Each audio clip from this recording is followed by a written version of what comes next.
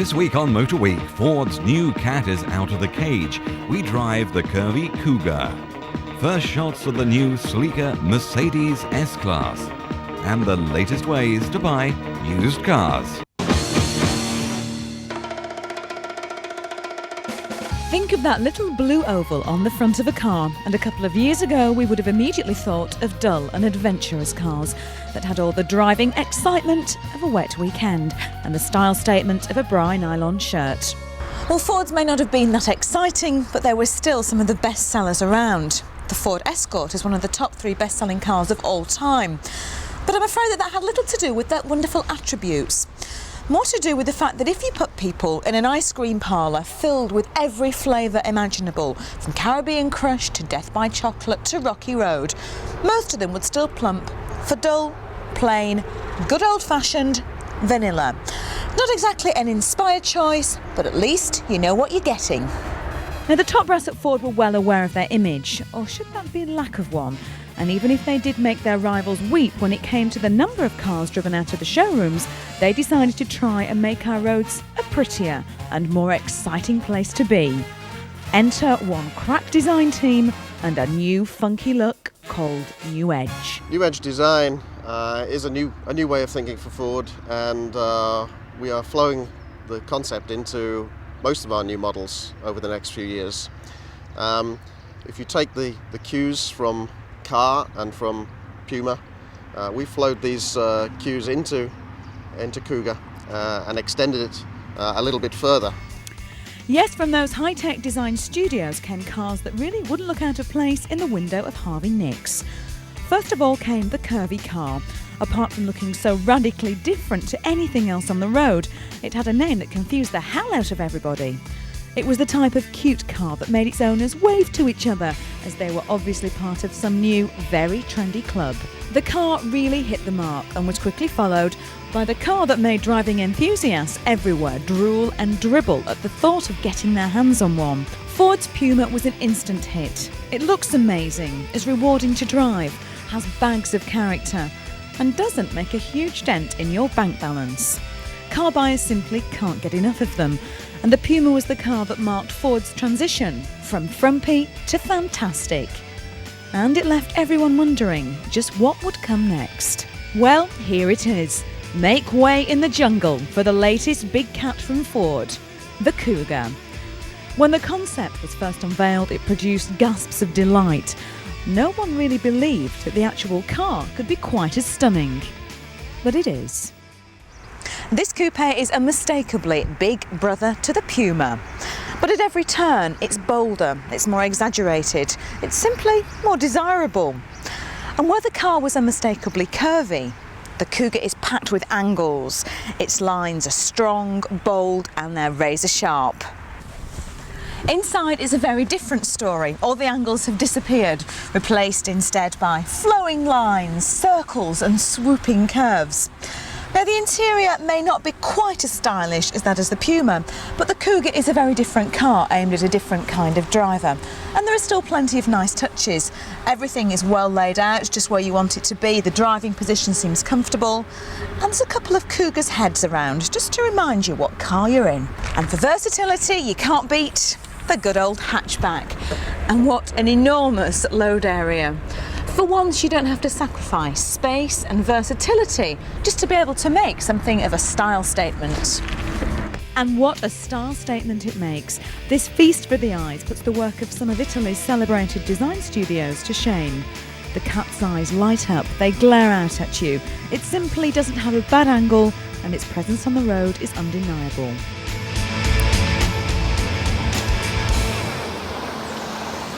The surprise with the stylish Cougar is that it shares so much with that good old repmobile, the Ford Mondeo. They may well be brothers, but there's no prizes for guessing which one of them got the short straw. One thing you can't deny is that the Cougar's handling is that of a true sporting car. The machined precision look, the taut surfaces and intersecting planes that finish in some of the detailed edges around the headlamps, for example, the V on the bonnet, the triangle around the mirror area, and culminating at the rear in very triangular, sharp featured tail lamps and high mounted stop lamp. When the Cougar finally goes on sale in November, it will be available with either a 2-litre or a rather more dynamic V6 engine under the bonnet. The 2-litre has a top speed of 130 miles per hour, while the V6 will take you to 137 and will get you from 0 to 60 in around 8 seconds. Not quite as impressive as some of its competition, but Ford are keen to point out that the Cougar isn't a supercharged sports car. Well, we had a huge advantage in using Mondeo as our core platform. The performance of the car dynamically on the road and in a straight line was just right as a basis for this type of sporty coupe, and it allowed us to use the underpinnings of the car, the basic chassis components and the platform floor, and yet change everything on the upper part of the car, everything that the driver or people in the street can actually see, and in particular the driver can touch and feel, has been changed. And yet it's allowed us to keep the underpinning platform Mondeo with the good solid dynamics and performance of that vehicle at reduced engineering costs and resources, which we can pass on to the customer as a good value for money product. First impressions of the Cougar are that it's the king of the jungle. It's so full of spirit, you just won't want to part with it. The big question, of course, is how much will this supercat set you back? Well, Ford is still keeping quiet on that one, but when it does go on sale, you can expect to pay somewhere between 19 and 22 grand for it.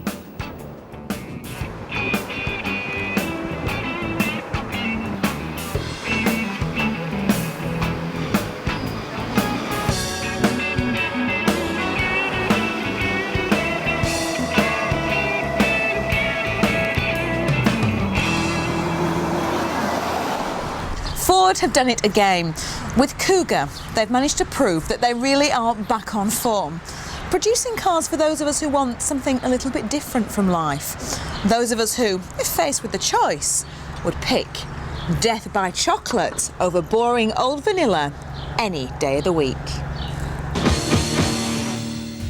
Here are the first views of the all-new Mercedes S-Class, which will be officially unveiled at the Paris Motor Show. The main criticism of the current S-Class is that it just looks too big. Now Mercedes have got rid of the slab-sided gargantuan and have come up with the sleek lines that disguise its size, but at the same time hope to appeal to their core driver base, which is very conservative.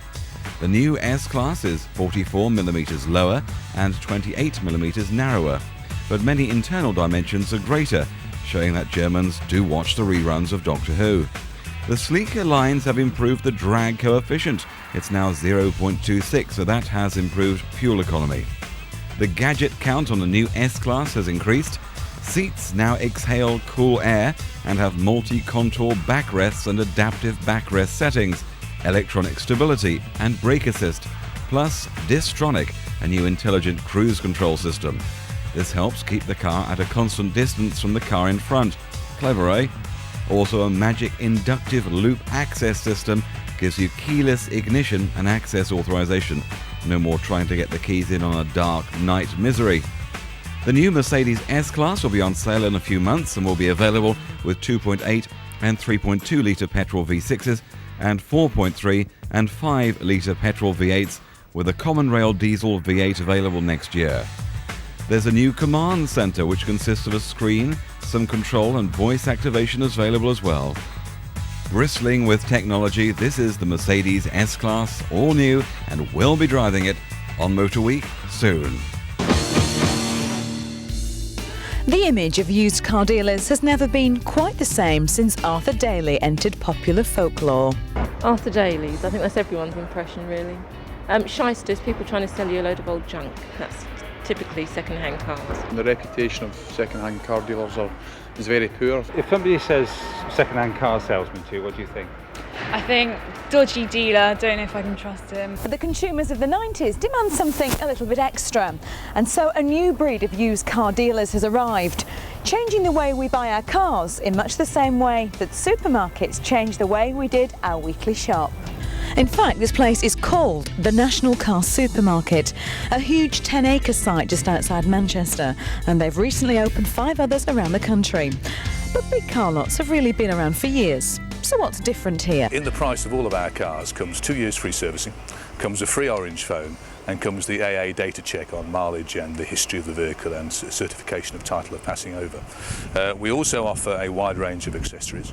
We offer full service follow-up, we offer full warranties, we offer a children's playground, we offer an excellent cafeteria. We want to put money machines on our site so that you can draw money from our site. We'd like to have a small garden centre here. What we actually want to do is make this a destination. We're very happy for customers to come here and in fact most of them do spend 2 to 3 hours walking around here enjoying the choice. So whilst they're here, we'd like to make it as enjoyable as possible for them. Basically what was wrong with it is the customer didn't like it. All the research indicated that customers went to buy used cars with the same sort of trepidation that they went to a dentist. They were terrified of doing it. It wasn't an experience they enjoyed, it was a must-do situation. We believe therefore that they were desperate for an alternative. And if you look at the way consumers have pulled for an alternative, where do we buy everything we buy? From computers, furniture, food, white goods, you name it. We go to a supermarket. It's socially acceptable, it's a very pleasant environment. So one of the reasons that there was something wrong with it, I'm not saying everything was wrong with it either, but one of the reasons that there was something wrong with it is that it is not what customers wanted. It's the only choice they had. One thing you notice about the car supermarket is that although staff are around to help you, they don't pounce on you the minute you approach a car. It's relaxed and hassle-free, and there are computers around to make sure that you can get the kind of car you want at the kind of price you can afford. And the whole buying experience is enhanced by comfy chairs, magazines and a large TV screen. There's a kiddies play area and a cafe. There are high-tech computers and generally a no-hassle atmosphere. But surely all these little extras end up costing somebody something. After all, there's no such thing as a free lunch. We are business people focused on making a fair profit for our activity. That's why we're here. The only way we'll make a profit is if we provide the customers with what they want. Now, the used car and new car retail motor trade never really focuses on customers. It focuses on providing what the manufacturers want. We focus totally on what a customer wants. Price check. To save you time, every week we check our competitors' prices against our prices. Very nice that they want to save us time, but I can't believe they really do that. Every Monday morning on my desk and on my managing director's desks are the price reports of what at least 17 competitive dealers within a 10-mile radius are charging. We can do that very simply, and we do it very simply by taking their Thursday or Friday night press advertisement. That's the key source of the data, which then goes onto our systems for analysis. And if you're looking for Arthur Daly types at the car supermarket, I'm afraid you'll be disappointed. Most of the staff haven't been tainted by the old-style used car sales world, and all have been trained from scratch by new methods. And this is another of the new breed of used car dealers. It's called Carland.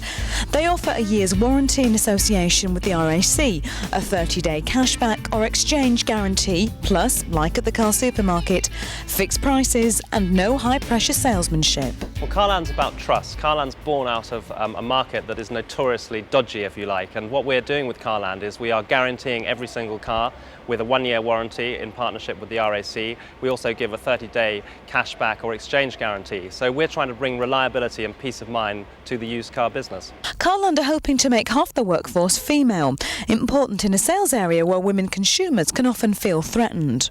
We went to 50 centres around the country and we found that women, on the whole, tend to get far worse treatment than men in terms of the price that they're charged at the end of the day. Even though they may try to haggle, there's something psychological about the way men sell cars to women, which means that they seem to stick at a higher price, making the woman pay more than a man.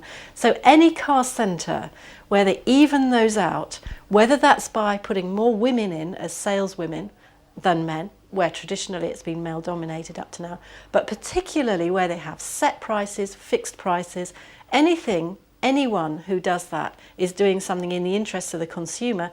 Actually, all consumers, men and women, but particularly women who seem to really fall foul in this particular area in getting a worse price. But remember, wherever you buy your car from, it's essential that you get it checked before you buy. Every one of these cars has been inspected by an RAC engineer thoroughly, and that checks the mechanical aspects of the vehicle, electrical, its cosmetic condition, and also, and very importantly, make sure it hasn't been involved in any major accidents, and also the car's road tested as well to make sure everything works and performs correctly. In the past, used car buyers have been treated a bit like second-class citizens. At Carland, the moment they arrive, they're pampered to bits. Even their own vehicle is cleaned, inspected and valued, while, hopefully, they choose a replacement. Used cars account for over half of all the cars sold in Britain, and this area is becoming increasingly competitive. So our message to you is to take advantage of this competitiveness, and also of the new breed of car dealers that are popping up. After the break, Ian Royle takes you for a spin in Vauxhall's new Astra.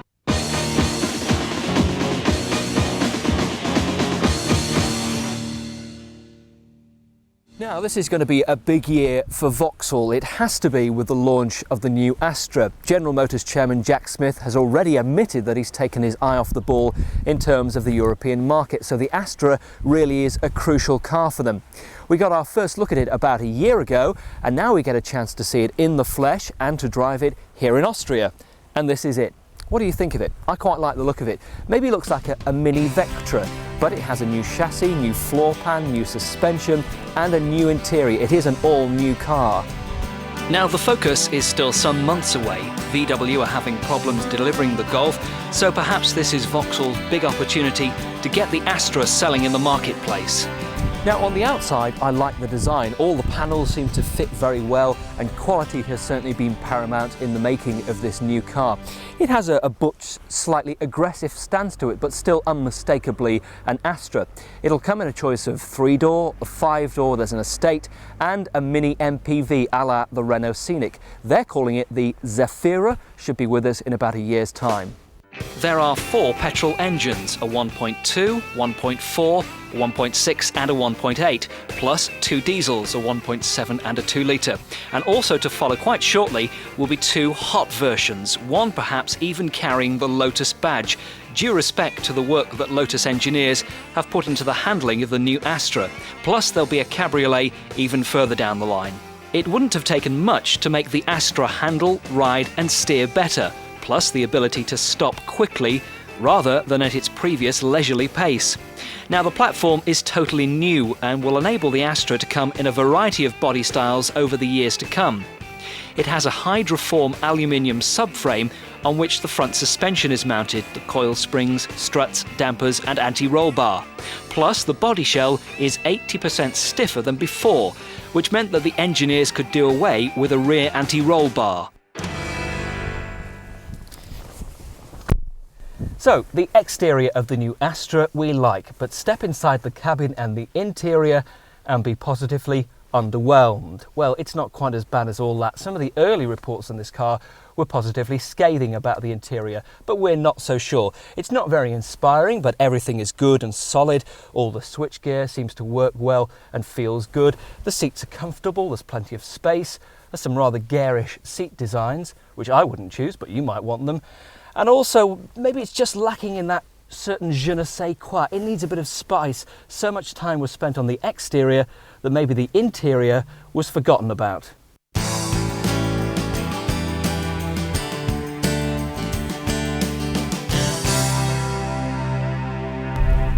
Now, this new Astra drives and handles like what it is, a new car of course. This 1.8 that I'm driving at the moment is a very free revving car. You put your foot down and it goes quite quickly, goes very nicely, handles well.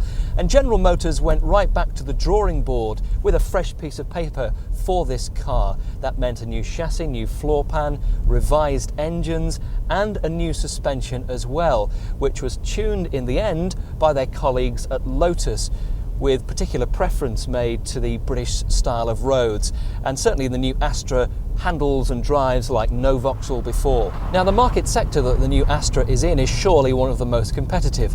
There's the Peugeot 306, the Citroën Zara, and of course now VW's new Golf. There's the Escort and its replacement, the Focus.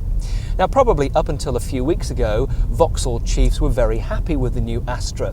That was until the Geneva Motor Show, when all that changed and Ford unveiled their new Focus and quite literally pulled the rug out from underneath its rivals. Vauxhall and VW chiefs were probably stood there quaking in their pinstripe suits and lederhosen as they looked at the radical new Focus, and it almost makes the new Golf and the new Astra look rather ordinary.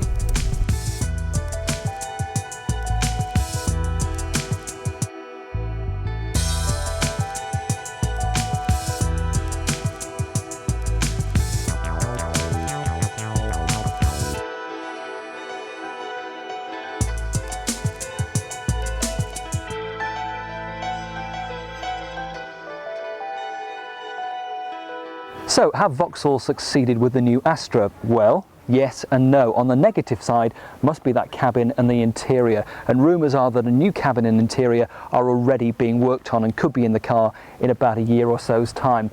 And like for like, say up against the Golf, the Astra's cabin is no match for it, and it's no cheap car either. They're very similarly priced. On the plus side though, you have to say the way it looks and the way it handles makes up for it. The engines are responsive, nimble and economical.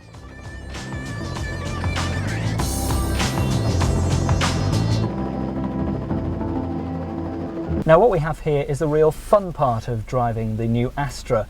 Deep in the heart of Austria, Vauxhall have closed off an airfield for us and set up a special course to test out the dynamic capabilities of the Astra. There's a slalom course, there's a high-speed brake test, and there's of course the good old elk test that caught out the Mercedes A-Class so badly. Hopefully it won't do the same with the new Astra. I'm sure it won't. Let's go and try, shall we?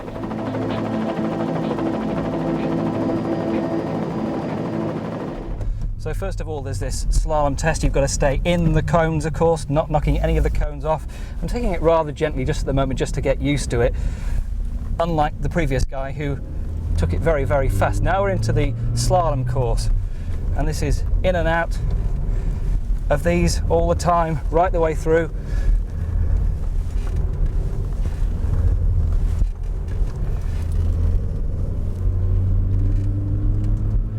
And we're heading now towards the brake test. We've got to try and hit 100 kilometers an hour before stamping on the brakes at this particular point here. And it seems to do the job very nicely indeed. Now, at some stage, if you haven't actually owned an Astra yourself, you'd certainly know somebody who has. And this unmistakably is a Vauxhall Astra, whereas the new Ford Focus definitely isn't an Escort. So what do? Do you wait over a year for the new Focus? Do you wait a few months for the Golf? Or do you buy an Astra now? Well, it's your money, it's your decision. Me, I think I'd maybe just hang on a little and see how things go. I'm sitting on the fence, I know, but make no mistake about it, this isn't a bad car.